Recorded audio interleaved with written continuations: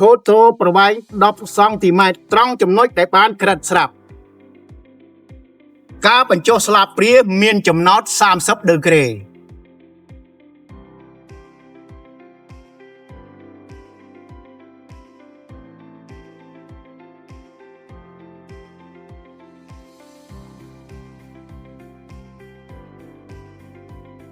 បំពាក់កងត្រង់ចំណុចដែលមានក្រិតស្រាប់គម្លាតពីស្លាបព្រាមកកង15សង់ទីម៉ែត្រ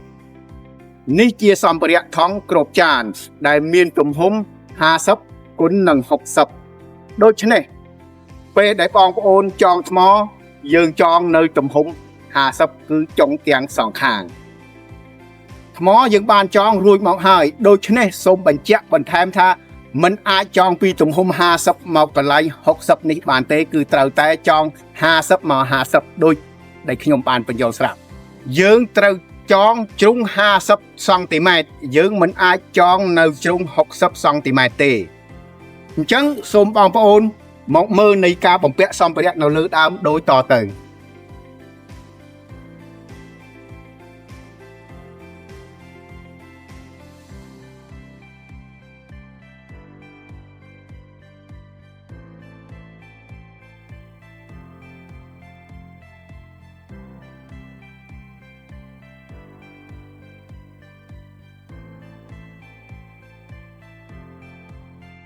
យើងត្រូវកឹបពីលើមុខជាប្រវែង7សង់ទីម៉ែត្រហើយរួចយើងមូលថង់កឹបដើម្បីគម្លាតឲ្យឃ្លាតពីគម្លាតមុខជា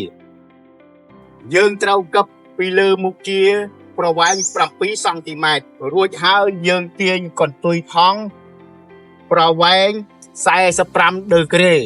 រួចយើងកឹបគ្រាប់កឹបចំនួន3គ្រាប់បន្ទាប់មកយើងរមូលថង់ហើយកឹបគ្រាប់កឹប